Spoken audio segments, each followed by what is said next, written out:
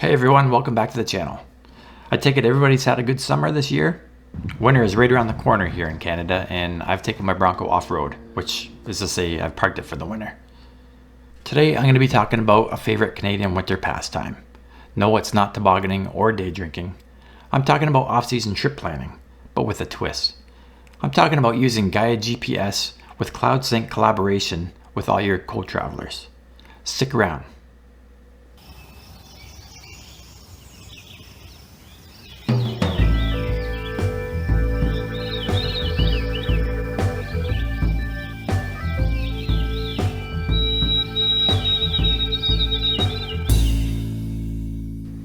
This past summer, I was invited to go along on the Sudbury to Timmins adventure route, and you can find a link in the description to that series below. Brian, our leader on that expedition, had the route pretty much all mapped out on his Gaia GPS, and he simply just shared that map data with the rest of us on a messenger group chat, and I'm sure a lot of you have done the same thing with your travel buddies. But Gaia GPS also gives you a more powerful sharing option: live cloud sync collaboration. It wasn't long after the Star Expedition that we started discussing the 2025 travel season on Messenger. More specifically, Trans-Tiaga route across northern Quebec. If you're not familiar with this one, at the end of the 600-kilometer trip, you're the farthest one can be from civilization by road anywhere in North America. Crazy. Well, it didn't take long for many of the Star Expedition participants to give this trip a thumbs up. And as Jake eloquently put it, we're getting the band back together. Jake, I must say, is pretty well versed with Gaia GPS. I mean, there is a bit of a learning curve to it, but once you get familiar with it, it's super powerful and intuitive. Earlier this year, when I had some downtime, I kind of sketched out the Trans-Tiaga route using Gaia GPS, marking down some waypoints, pinning some geographic locations and camp spots, and I shared this information with Jake. So Jake basically took this information, loaded it in his Gaia GPS, and created a collaborative share folder for the rest of us to join into, and gave us all editing permissions. Gilles, if you remember from our Star Expedition, is recently retired from the Canadian Armed Forces. And of course, he didn't waste any time getting into the share folder and marking up the map with lots of waypoints and points of interest. And of course, all this data now is visible to the rest of us on our Gaia GPS. So let's take a look at the online browser interface. Oh, and if you have a look in the description, I have a link for 10% off a premium subscription. Click below.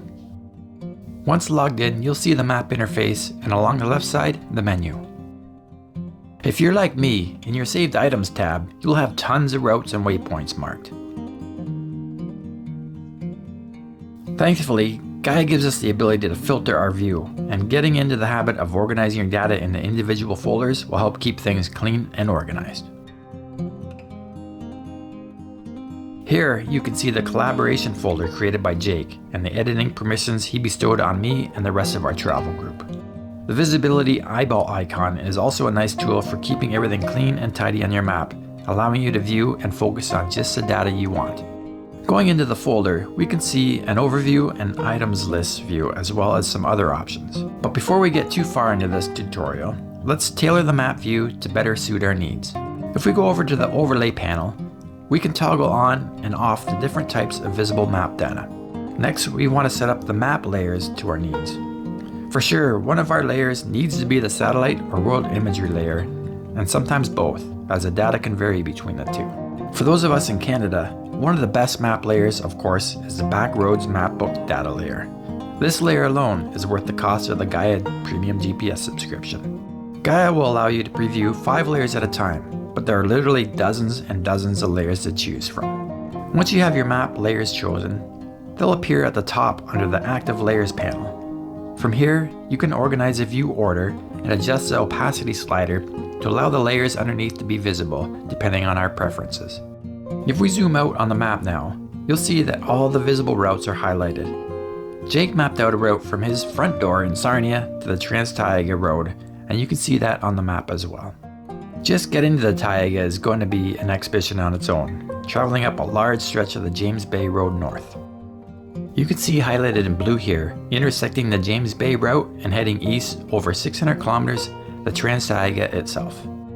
As I mentioned, the end of which puts you in the most remote location anywhere in North America by road, and quite literally, on the doorstep of the Newfoundland and Labrador border. It's also very close to the southern limit of Nunavik. So now that we know the route, let's have a look at the waypoint data that our group has put together. If we go back to the route folder that Jay created and look at the item view, we can see a subfolder Gilles created in General Waypoints folder holding the bulk of the data. But to see the waypoint data on the map, we need to first make it visible by toggling the waypoint data and waypoint labels overlay on. And like I mentioned earlier, our group has been busy marking up the map with all kinds of great stuff. If we go into the Gilles folder, we can see each waypoint item he's worked on and saved. Because Gilles is an avid kayaker, he's marked off one point on the map that he wants to put in. If we click on that data point, we can then center it on the map. If we pull back on the map from here, you can see his kayak launch is in the James Bay, which by proxy is in the Hudson's Bay, which is then part of the Arctic Ocean. This is definitely a bucket list item for Gilles. Here's another marked waypoint. If you're traveling long distances north or south, crossing parallels can be significant, such as the 66 parallel, which we won't be going quite that far north on this trip, however. Another important consideration on this route are the gas stops and camping locations. For example, one stretch along the James Bay route puts a pair of gas stations almost 400 kilometers apart. You definitely don't want to pass one without stopping to top up. Gilles also did an excellent job of locating and marking rest stops along the way. Another cool feature of Gaia is the ability to pull up the current weather data at any waypoint, which can come in handy when you're planning on covering thousands of kilometers over multiple days. Gaia also gives you the ability to share individual waypoints or export them as files to your device. Tool options such as map centering are provided as well, which help when you're navigating hundreds of different waypoints.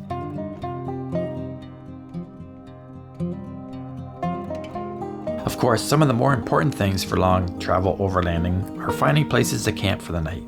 Here we see some camp waypoints created by Jake this time. You may be wondering how we found suitable spots on the map. Well, if you go back into the map layers and crank up the world imagery satellite layer, you'll have a better understanding of the process.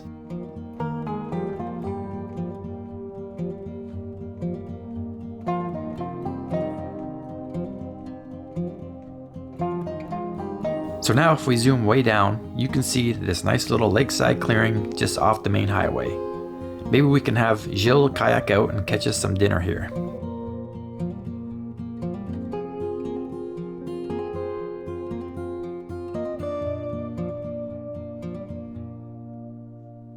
Of course, along the actual Trans-Tiaga route itself, we all worked and pinned all the relevant data we could.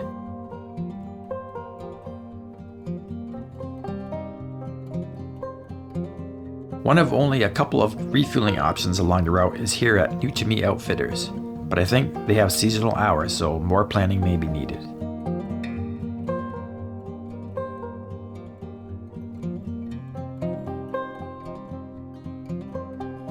Of course, the reason why this route was built in the first place, and the first of many along the route, are these massive hydroelectric generating stations, providing power to the province and some overflow to bordering US states. The satellite data is pretty decent up here considering the remote location, and you can see the structural details, even the high tension power lines in this view. Hydro-Quebec offers guided tours of some of the dam facilities, and we definitely plan on booking one at the La Grande 2 facility, which features the largest underground powerhouse in the world, at almost a half a kilometer long. Its 7,300 megawatt output also makes it the third largest hydro plant in the world. Lots of mining outfits have taken advantage of the infrastructure put in here over 50 years ago, and working and bust mines dot the landscape along the way. Of course, way up here past the 50th parallel, you're in the boreal forest of Canada, or the Taiga, which covers almost 60% of the country's landmass and stretches all the way to the Alaskan Yukon border. In other locations along the route, you'll likely see areas for accommodating the Hydro-Quebec workers, who rotate in here for long stretches at a time. Here's a good image of one of the dam's spillways carved out of the rock and a potential lookout area marked.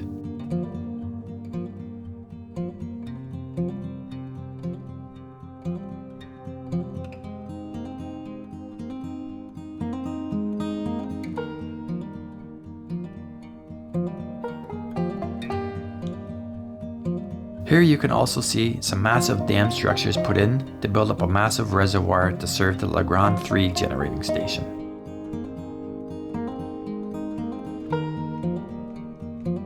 You can also see some of the satellite image data can vary by season.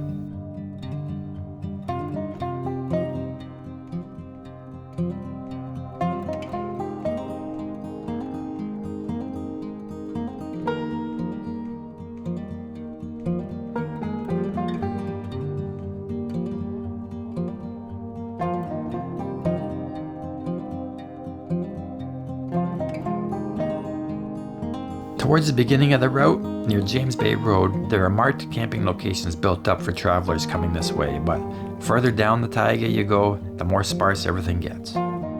This area here probably marks the last of these curated spots.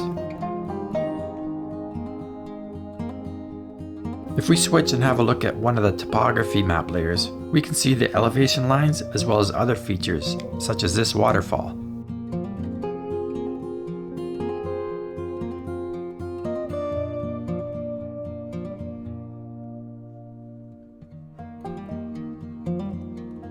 If we switch back over to the satellite image layer, we can indeed see some rapids in the water there, but also somebody's home or cottage.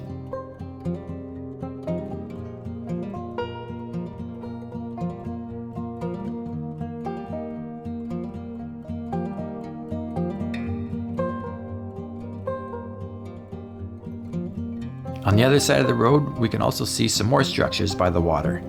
Maybe campers or maybe temporary lodging.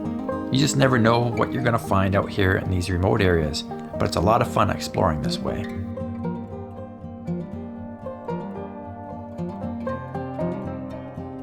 So now that I kind of familiarize you with our upcoming 2025 expedition, let's go over some of the mapping basics and route planning techniques. If we go to the route options under the Create menu and dismiss the keyboard shortcut pop-up, we can begin planning a new route. First thing we want to do is give it a name, and then we can simply start plotting points.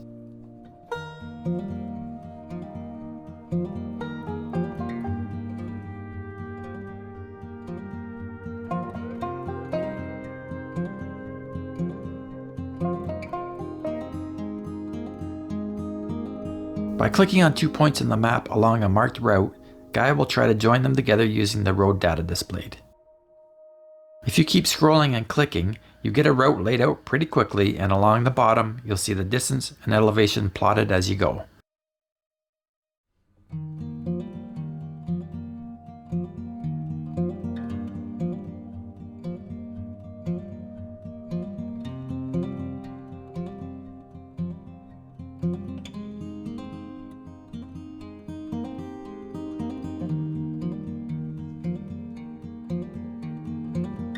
So now that you've traveled down the highway, maybe now you want to find somewhere to spend the night.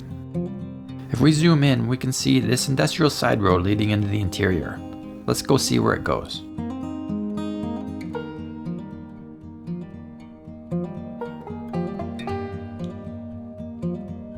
Once plotted and you're happy with your route, click Save, and on the left, after which we can see some of the relevant trip data shown.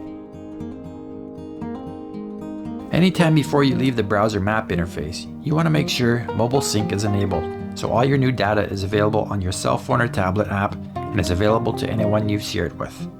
And of course, you have the option to export as a file as well. So now, it's the end of the long travel day and you want to set up for the night. It's always nice to know you have a spot planned on your Gaia ahead of time when traveling, so let's bring up the satellite image layer once again and have a look. We can see a multitude of clearings along this side road, which could be potential spots for camping. We just want to be careful not to set up on someone's property.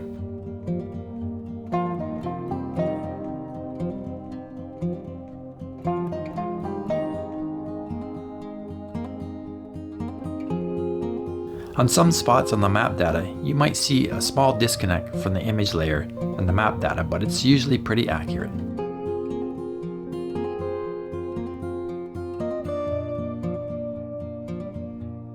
If we come to the end of our route, at this intersection we can see another small clearing.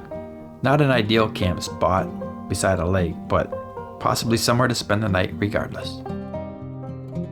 So now we want to mark a waypoint as our camp spot. We want to give it a name and give it an appropriate icon.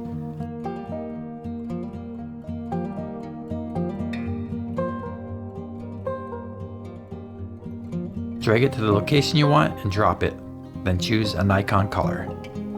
I often alternate between red or green depending on how sure I am of a potential spot. If I'm really not sure, I might just give it a label name like this and then save it. Like I mentioned earlier, it's always a good idea keeping your individual trips saved in their own folders.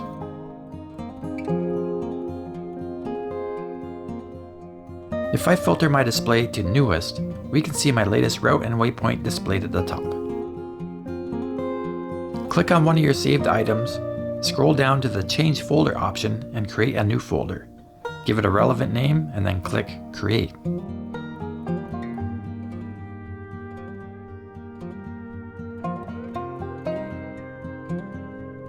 Now we can see the folder and all the items saved to it. Make sure you add and save all the data you created for this trip to the same folder. It's a little bit more work, but when you're out in the middle of nowhere in the dark at the end of the day, you'll be glad you kept all your map data organized this way. So now, if you're not the lonely overlander like myself and you have a few friends joining you or helping out with planning, you can share your folder data or invite them to work on the route as well.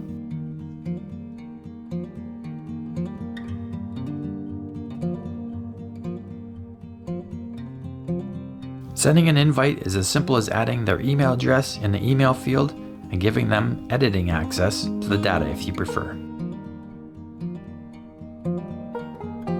Send a message along with the invite and click the invite button and you're done. All your invites will be listed on your share folder and you have the option to remove them after the fact.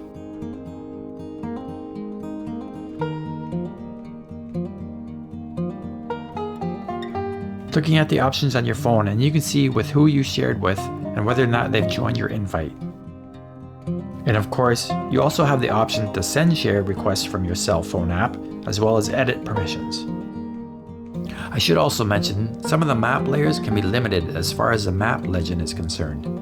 The Backroads map book layer is valuable for discerning private land from crown land or park zones, like the shores of this river for example.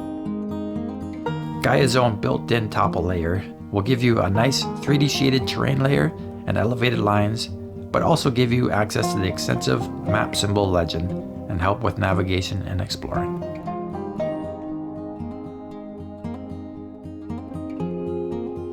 GaiaGPS literally offers you a world of data, available in dozens and dozens of different map layers to suit your needs. As I mentioned, check in the description below for a 10% discount on your own subscription. If you like this video, consider liking and subscribing. And to my neighbors to the south, have a happy and safe Thanksgiving. Get out there and explore. Oh, and I almost forgot. Come join Lexi and I for Thanksgiving dinner in this video right here, and listen as a pack of wolves come by that night. Take care.